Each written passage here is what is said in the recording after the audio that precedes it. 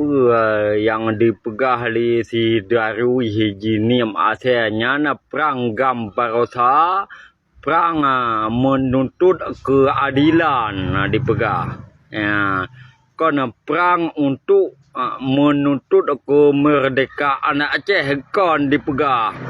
Pura dipapma di si Darwi Hijiniam nyan. Jih antek penjajah haji.